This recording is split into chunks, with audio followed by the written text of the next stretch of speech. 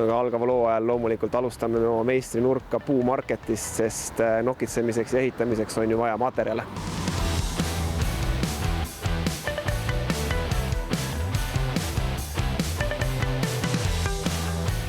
Seekordses meistrinurgas on mõte teha üks väikene riiul.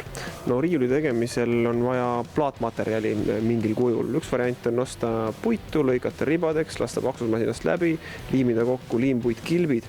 Teine variant on tulla puumarketisse ja osta kohe valmis liimpuitkilp. Selliseks väikeseks projektideks on see oluliselt mugavam, kui ise kõik need etapid läbi teha. Nii ka meie võtame seekord erinevas mõõdus liimpuitkilpi, seda, mis meil täpselt sobib.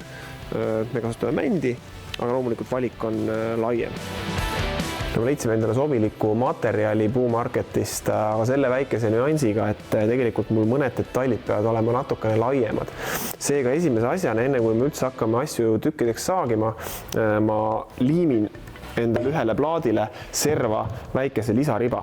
Detailide kokku liimimiseks on erinevaid pitskruvisid, kõige mugavamad on sellised metallist spetsiaalselt selle jaoks mõeldud pitskruvid. Siia me saame oma tükid täpselt peale asetada. Nii-öelda siis seejärel selle pitskruvi endale sobivaks seadistada.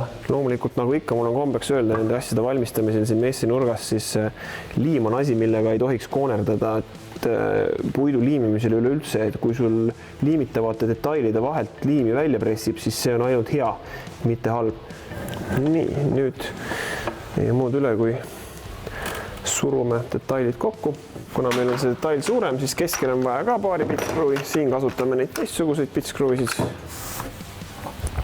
Sellega pole muud, kui jätame selle kuivama ja asume endal teiste detailide kallal, aga üks niisugune nipp veel, et kui nüüd see pitskruvidega kilbi kokkupanek käib tavaliste pitskruvidega, siis minul on kombeks nõnda, et ma panen ühed pitskruvid ühelt poolt, teised teiselt poolt, jälle ühelt poolt, jälle teiselt poolt, sest et pitskruvi peale panemisel võib jääda talle sisse selline pinge, mis kangutab natukene plaati ühele poole kõveraks, aga sellisel juhul siis tekib seal selline tasakaal.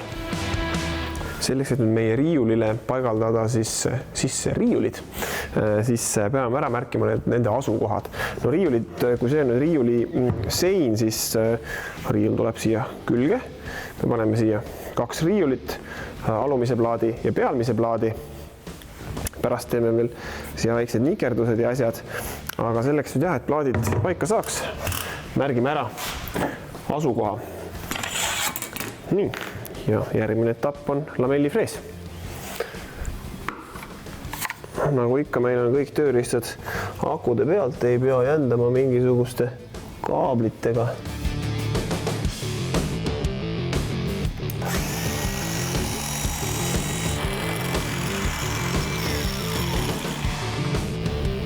Meie riiuli alumisele plaadile ja pealmisele plaadile me freesime serva sellise ilusa lain ja soone ja loomulikult selleks me kasutame meie truud freesimislauda.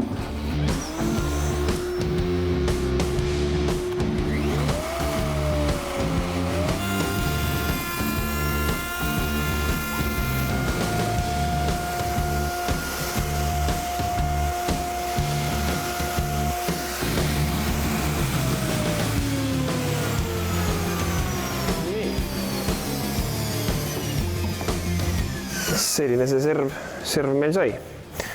Nüüd on meil kõik detailid välja lõigatud. Ühe viimase asjana, enne kui me neid detaile viimistlema hakkame, on see, et me teibime kinni need alad, kuhu need riiulid siis lõpuks kleebitakse. No esiteks me katame ära need lamelliavad, et siia värv sisse ei läheks ja teiseks, kui see teip on nüüd siin nii-öelda siis kogu selle riiuli kontaktpinna laiuselt, siis on siin rohkem materjali, mille külge saab liim jääda, et liim ei ole ainult lamellipesas. Järgmise asjana lähevad meil need värvimisse ja kindlasti te näete juba valmis kujul seda riiulit kas meie Instagramis või võib-olla mõnes järgmises meistrinurgas. Muide, järgmises meistrinurgas on meil plaanis valmistada sellele riiulile ka mõned sahtlid, nii et eks siis ole näha, kus maal me selle riiuliga selleks hetkeks oleme.